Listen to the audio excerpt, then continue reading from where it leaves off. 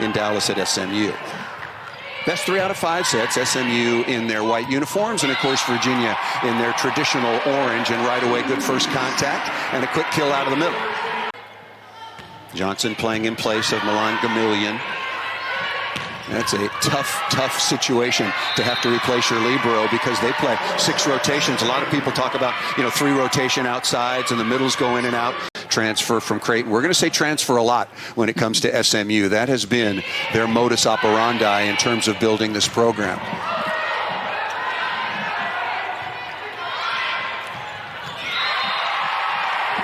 Is a sophomore on this team, but a huge part of the offense already, and getting to play in her natural position, which has made a world. It wasn't her natural position, but you just see the damage that she's caused swinging from the right side this year.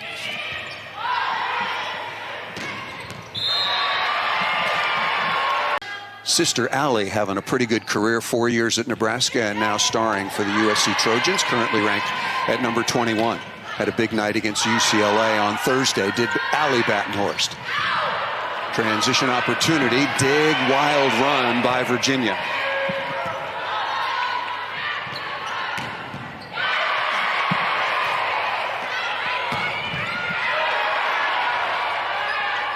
Both teams well-schooled and well-positioned defensively, scrambling hard in this early rally.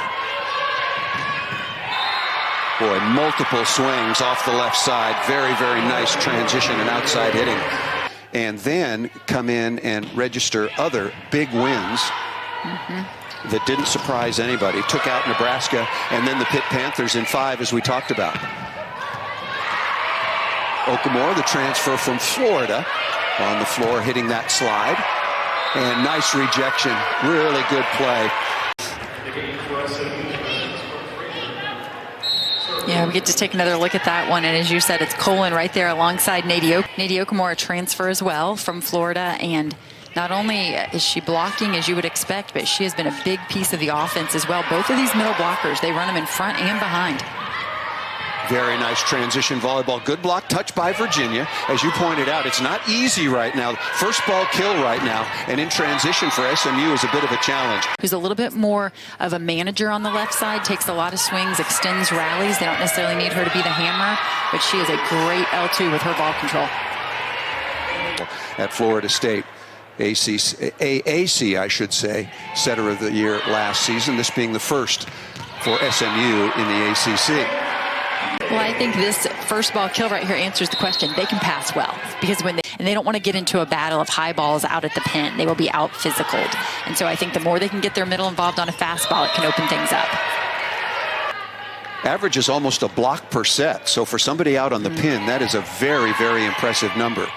Good first contact again by Virginia, and they're trying to work their middles, as you talked about, Missy.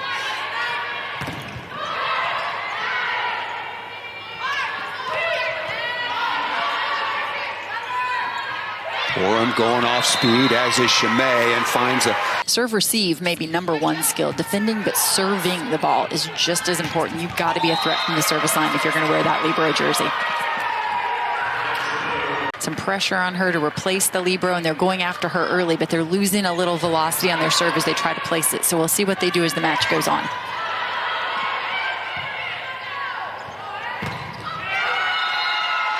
Oh, really good block. That is a talented block. Nia Chimay, your thoughts on those matches? Let's keep it in the ACC and then spill over a little bit with time allowing onto what happened in Madison, Wisconsin. Mattawan, Michigan, another transfer from Wichita State.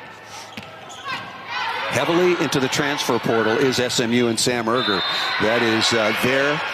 than they did when they were 16. They like the idea of coming to Dallas, but she understands that she has to do both to maintain success, that she has to be active in the portal in today's game, and yet she wants to create they've seen this season. Yeah, the brand management of Coach Sam Erger, and it's been all SMU since.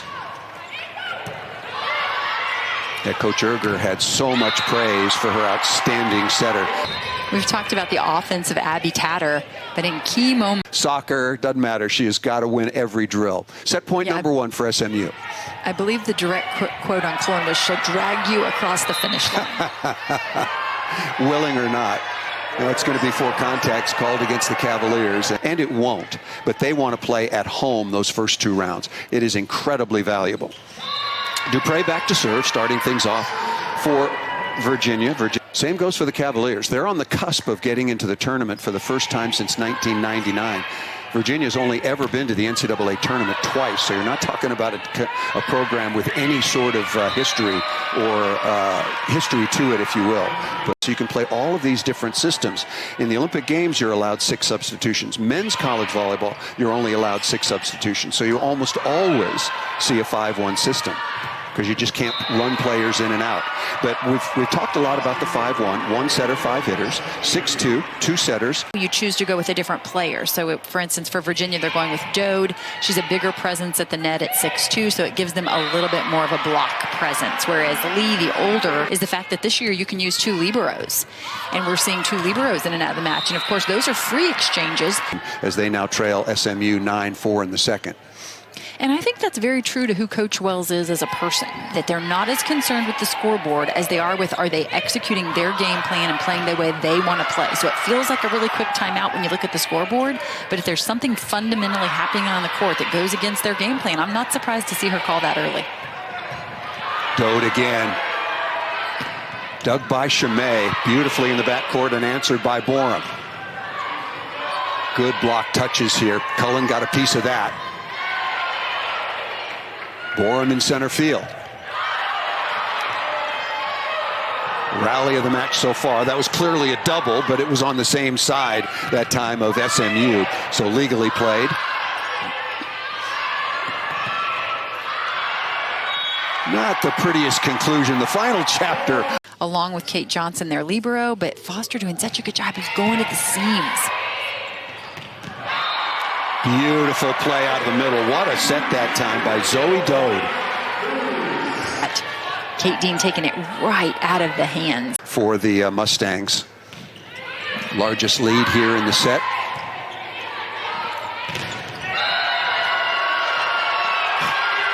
Transfer from Colorado.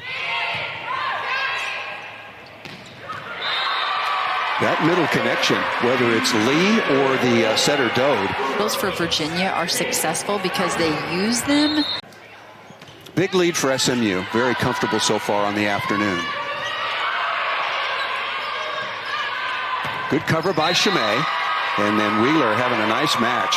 Jamison Wheeler will get you her numbers, and some concentration from SMU to knock out Virginia Tech. But the damage they've been doing from the service line right now, and also their side out numbers, are just absolutely astronomical.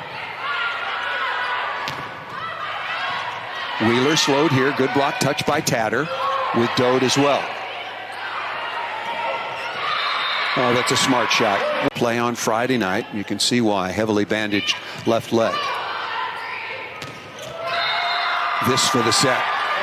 Killed out of the middle. High flyer and puts the hammer down, and an exclamation point on a very, very efficient, dominating performance right now so far through 2 sets for SMU. Well, it fooled us. I mean, you don't see it very often. You know, second set okay, but we thought it was a challenge, and that's a good hard. Bolton, the libero for SMU, back to serve.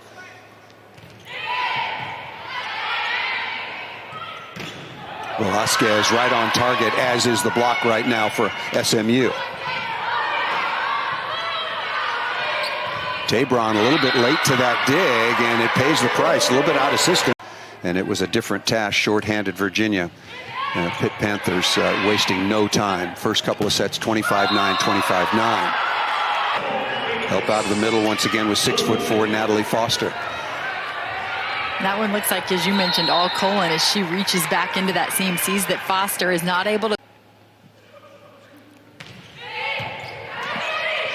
Foster has just got a weapon from the service line. And again, to reiterate the story, she came in with 44 aces. A couple different right sides, lots of moving pieces for Virginia this weekend as they try to work through some injuries. Borum is stopped.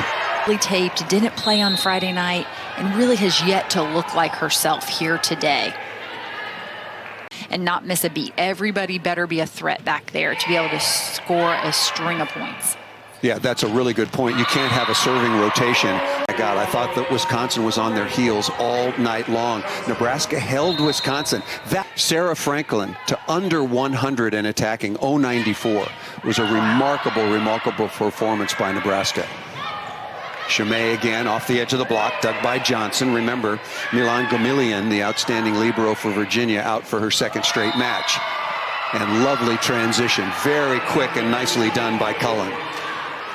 Used her on Friday night. Remember, a lot of older players playing for SMU, seniors, graduate players. They've got positions to fill. That wants to get her some court time this year, get her some experience to carry over. Careful now, Missy. You're talking about old being 22. Be careful now.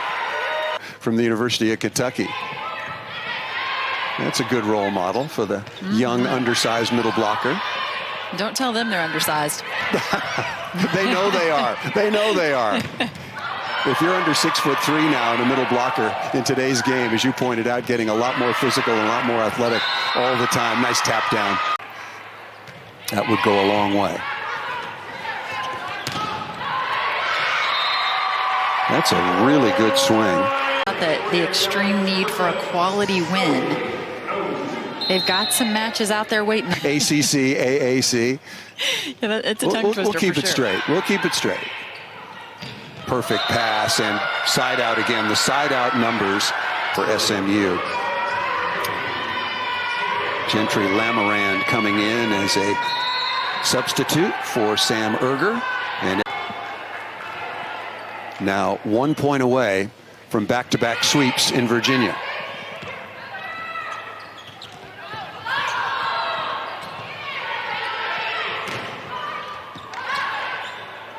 Good work by Borum. That ball set outside the antenna, a little tight. Another swing for the win. Dig by Dode, but Borum running out of room. The referees stand getting in the way, and a very, very solid